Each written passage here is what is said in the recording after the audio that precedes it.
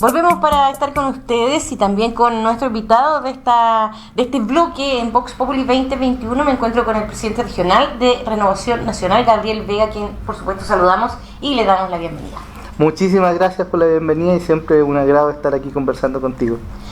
Gabriel, estábamos conversando un poco sí. de la vida, ¿no? De cómo han sido estos días, en fin, y cómo han pasado estas últimas etapas, estos últimos días en contexto de esta pequeña pausa, ¿cierto?, de las campañas. También, el contexto del que estamos en la fase del plan paso a paso, que también obviamente influye todo esto con nuestro día a día. Estábamos conversando un poco de eso y tú decías que estos días has estado bien dedicado a la familia. Sí, he aprovechado un poco más de compartir los espacios formativos de mi hijo, por tratar de conectarlo a sus clases online, cumplir con los calendarios.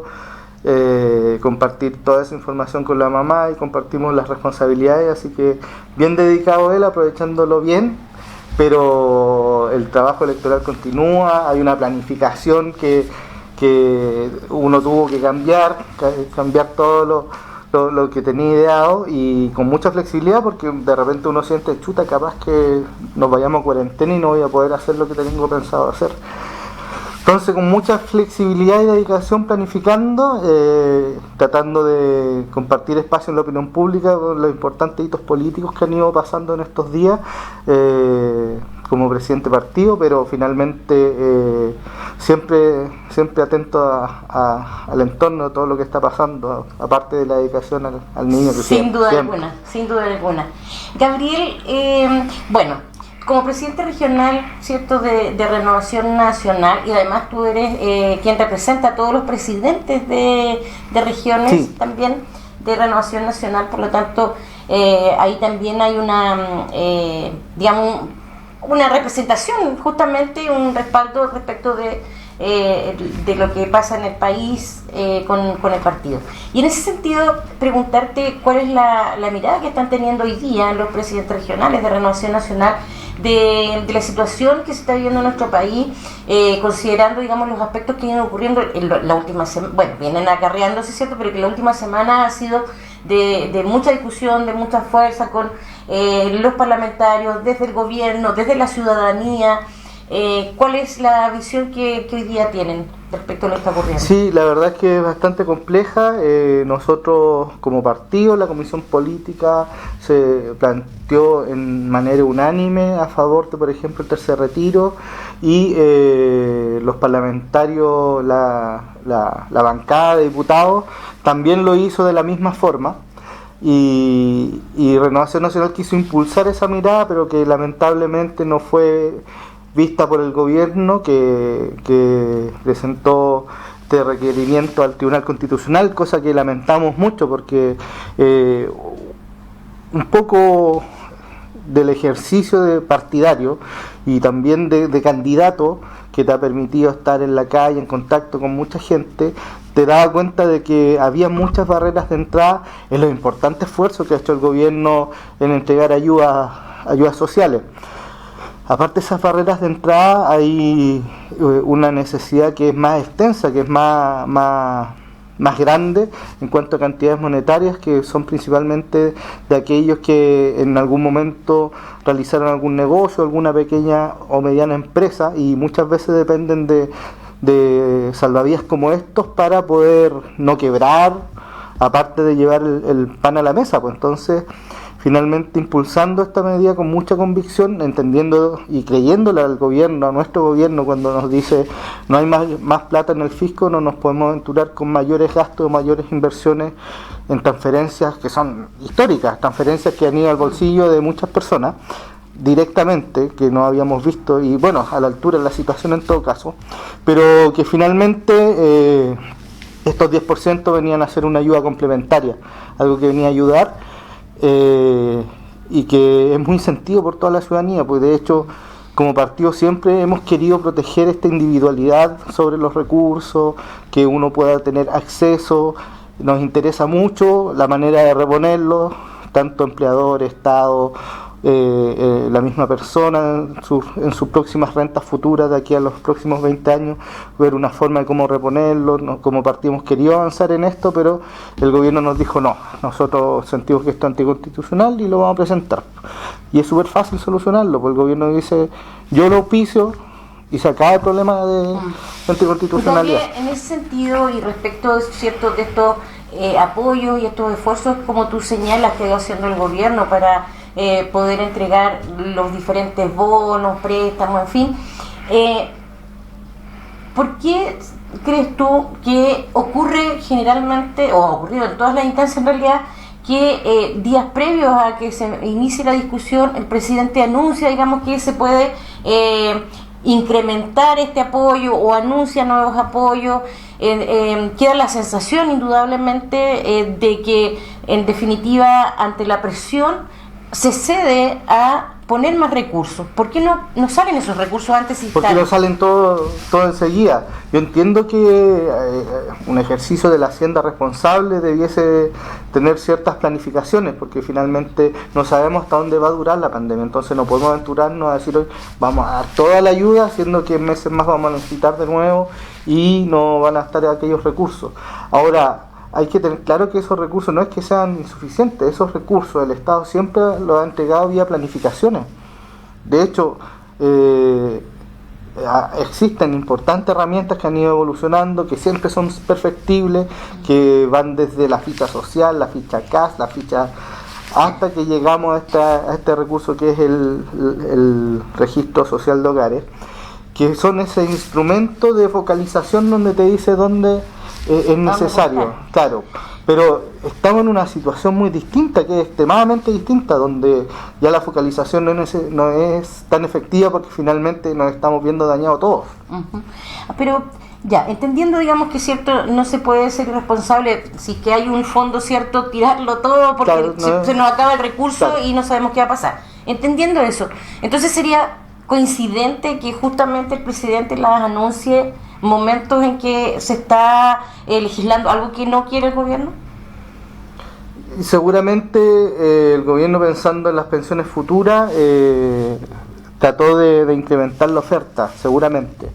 Quería decirte que sí había más esfuerzo que se pudiese hacer, y siempre a ser bienvenido, pero nunca va a tener el mismo alcance que tienen los retiros 10%, que son fondos, claro, propios, que no alcanzan ni siquiera en proporción a lo que el fisco dispone para poder entregar.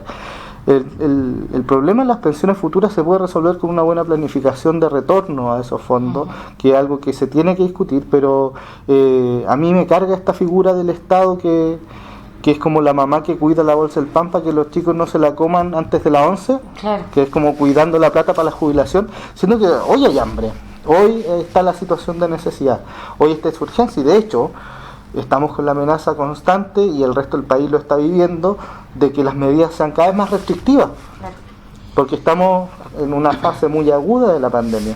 Entonces uno ve como esa necesidad se va aumentando, y con un poquito de calle, con un poquito de sentidos en los barrios, con las personas, con los emprendedores, uno se da cuenta de que esto es muy sentido, y como partido siempre hemos querido tratar de reflejarlo, ponerlo en la mesa del gobierno.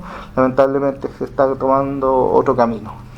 Y Gabriel, ¿qué pasa contigo en lo personal, cierto? Bueno, tú eres dirigente de tu partido, obviamente, representante, pero obviamente que como persona, el hecho de que en el fondo no se esté dando respuesta a lo que tú piensas, lo que piensa la mayoría, lo que está pensando la mayoría de tu partido, ¿cierto? Y siendo parte del mismo gobierno, ¿qué pasa en lo interno?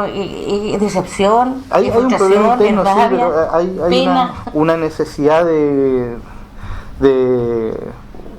bueno, ahí la Directiva Nacional es la que el interlocutor, pues, y ellos ven el mecanismo, si lo hacen con firmeza, si lo hacen con mucha convicción, ellos verán cómo se comunican de esta forma con el gobierno, pero nosotros, todos los dirigentes de la Comisión Política, a lo menos hemos insistido en que el gobierno recapacite sobre esto, saque el proyecto del Tribunal Constitucional, y vamos a seguir insistiendo que auspicie este proyecto, que es muy sentido y necesario para muchas personas. Oye, y en relación a esta carta pública que hacen los ministros apoyando al presidente respecto de esta decisión, es muy curioso, digamos, que el comité político, uno entiende que es como evidente y es obvio que respalde al presidente. O sea, ¿por qué aparece esta declaración pública? Que mi humilde opinión es que en el fondo finalmente hace más daño en lo público que lo que beneficia, porque deja como un velo de duda respecto del apoyo que tiene el presidente de su gabinete. Ellos sintieron que era necesario reafirmarlo, a mí me parece innecesario, es como los subordinados salieron a proteger la medida. Entiendo que la gente que está en gobierno y nosotros vamos a continuar siendo oficialistas, vamos a seguir diciendo las cosas con crítica constructiva y aplaudiendo las cosas que se hacen bien. Vamos a continuar esta senda en Renovación Nacional. El tema es que cuando estás en desacuerdo, cuando de verdad en un tema ya tienes un contrapunto, lo podemos plantear, ponerlo en la mesa y que no sea necesario que venga la caballada de los ministros a contradecir lo que uno de los partidos oficialistas dice. Nosotros, por lo menos en Renovación Nacional, estamos convencidos y así lo hemos tratado de mostrar, que el camino de los acuerdos, los puentes, los diálogos, salir de las trincheras ideológicas es el camino. Y con esa convicción vamos a seguir dialogando con nuestro propio gobierno. Tenemos gente importantísima en ese gobierno y de hecho uno de los firmantes de la carta es militante de nuestro partido. Efectivamente, o sea, cuando ocurre esto y se hace pública, y además hay una serie de otros como detalles bien curiosos en términos de que también la carta se publica primero en un medio, de que el encabezado señala a raíz de versiones que circulan que probablemente algún integrante de este gabinete no estaría de acuerdo con el presidente, ya, viene el apoyo. Y resulta que esas versiones tampoco fueron así como tan públicamente difundidas, no era algo que corriera así como el gabinete no está de acuerdo con el presidente, no era así. A ver, bueno, y gran cantidad del Parlamento no estuvo de acuerdo con el presidente porque aprobó el proyecto. Esto es un acuerdo transversal de toda la clase política, entonces finalmente, entendiendo eso, no nos gusta que el gobierno tome ese camino, pero bueno, es el camino institucional. Para mí es súper fácil, se resuelve con el auspicio del gobierno y se acaba el problema. Pero esperemos que exista esta voluntad, vamos a seguir insistiendo en esa idea. El tema es que aquí hay ciertos puntos. Lo decía Mario Desbordes, nuestro candidato presidencial a la primaria de Chile Vamos, a nombre de Renovación Nacional y del PRI. Mario decía de que finalmente sentía, y cuando fue ministro de Estado se dio cuenta de que había un grupo de asesores que no le hacían muy bien al gobierno, que están en el segundo piso. Ahora, tú señalabas que con un mínimo de calle, un mínimo de cercanía, bastaba para darse cuenta, digamos, de la necesidad que existe hoy día y en el que en algún momento, ¿cierto?, afectaba tal vez a un grupo más pequeño. Hoy día ese grupo ya no es tan pequeño y finalmente es la gran población de Chile que se ve afectada, ¿cierto?, por la situación económica producto de la crisis sanitaria.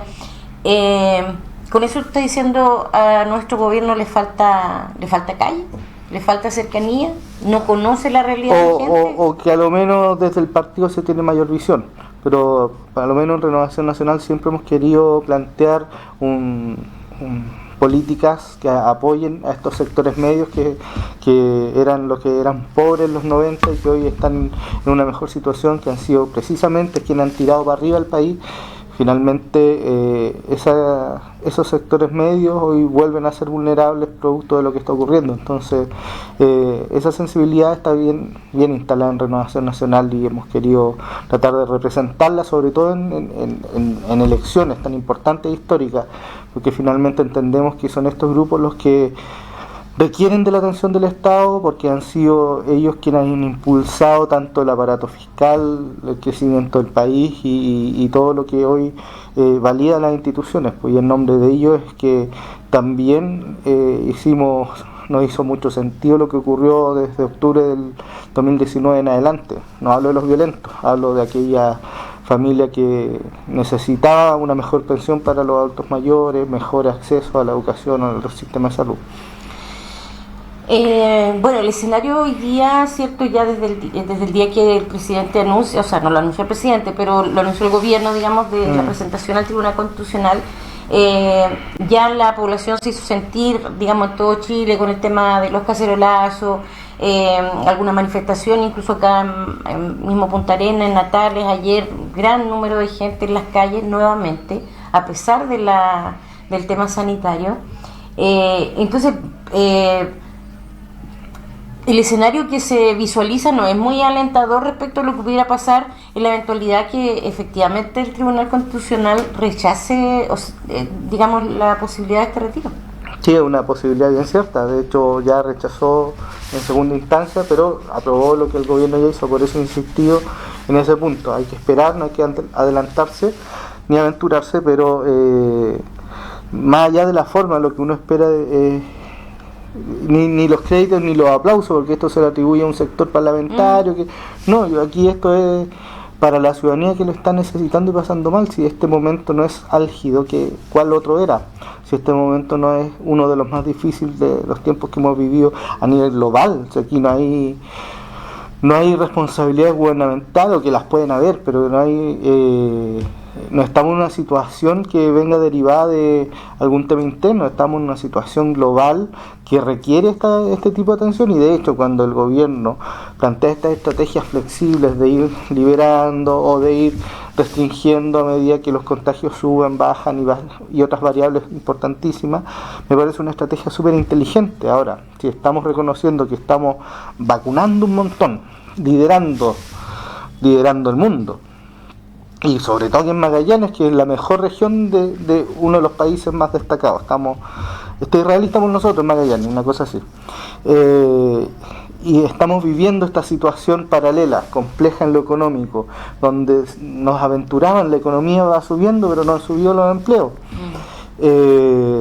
Esta necesidad de recursos y industrias tan importantes en lo local como el turismo.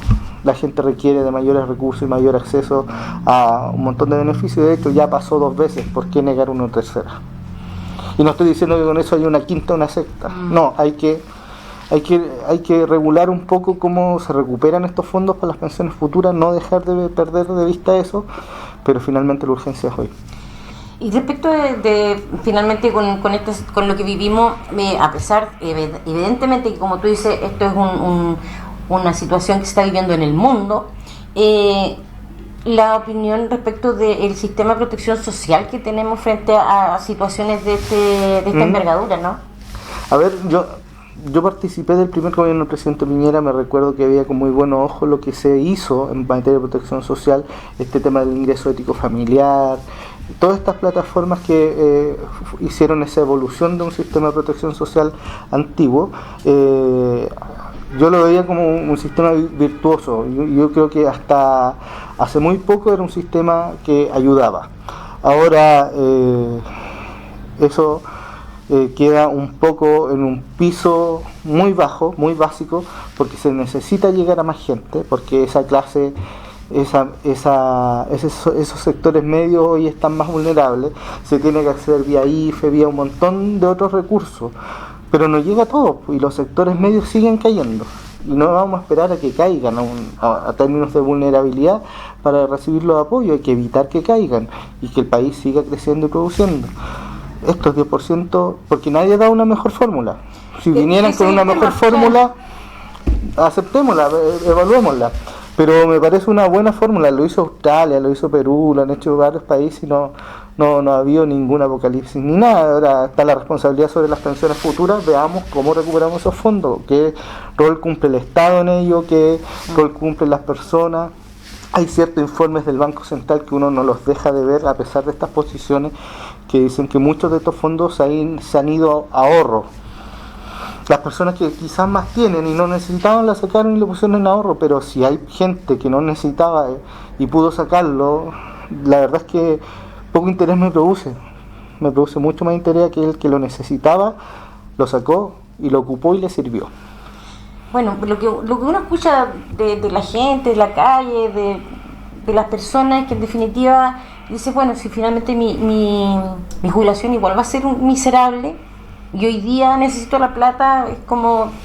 No, el sistema es mejorable, es perfectible. Ahora, un sistema de reparto no va a entregar mejores pensiones. La pirámide está invertida. La fuerza laboral está casi homologada a la fuerza pasiva. Entonces, finalmente, lo que se requiere es un sistema de capitalización individual. Y la gente está muy de acuerdo con los sistemas de capitalización individual. De hecho, hasta la oposición lo ha avalado en sus discursos a favor de los retiros.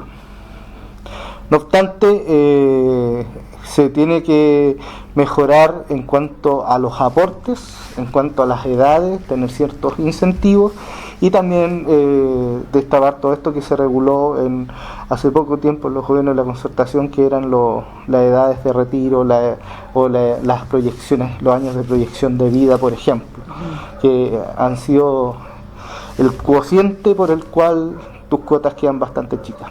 Gabriel, antes que se nos acabe el tiempo, quería preguntarte tu opinión respecto del tema de la desmunicipalización de la educación y lo que han manifestado, digamos, los trabajadores y trabajadoras de la educación en general, tanto profesores, asistentes, administrativos. Sí, yo recuerdo que hace bastante, 4 años y medio, 5 años pongámosle, fue el gobierno de la concertación quien impulsó esto. Yo estoy a favor de la administración local, que puede ser municipal u de otra agencia. Sin lugar a duda hay que escuchar a los trabajadores, a los apoderados, a todo el sistema. Todo el país está migrando hacia esto, si no es mañana va a ser pasado mañana, pero me llama la atención de que de quienes son más críticos, hace 5 años atrás estaban a favor y eran quienes lo estaban impulsando. De hecho, estuvieron en el Congreso pidiéndolo. Pero ahora, independiente, digamos, de quién lo haya resuelto, hoy día, digamos, tenemos esta situación que ya está a puerta, en el caso de Punta Arenas. No está tan a puerta, pero mediano plazo. Claro, pero nos acercamos ya al cada tema. Día más. En definitiva, el tema de la agencia local, ¿a ti te parece que es una buena posibilidad? Como resolución del problema de la Cormupa me parece bien, si es que lo va a solucionar desde el punto de vista financiero. Pero no me gusta que haya otra entidad, otra agencia estatal administrando esto. Hubiese sido bueno que esté en manos del municipio, de verdad, con 0 deuda, y que se pueda hacer una buena pega desde el nivel municipal. Yo confío mucho en los gobiernos locales. Perfecto. Bien, Gabriel, agradecerte que estés con nosotros una vez más acá en Vox Populi, y ahora, bueno, cuando salga y saque la mascarilla ya podrás disfrutar también de tu cafecito de Patagonia Blend. Sí, exquisito. ¿Sabes? Te hago una infidencia. A mí no me gustaba mucho el café de grano. ¿En serio? Lo probé aquí, lo encontré maravilloso y ahora ya... No sabía lo que te habías perdido. No, claro, no sabía lo que me había perdido, así es que puedes disfrutar. Muy bueno. Tu café de Patagonia Blend seleccionado, además este es procesado, digamos, acá mismo, sí. Y te hacen entrega a domicilio, así que lo puedes ubicar en www.tienda.patagoniablend.cl. Me consta, muy bueno. Maravilloso. Que estés muy bien, vamos a la pausa y ya volvemos.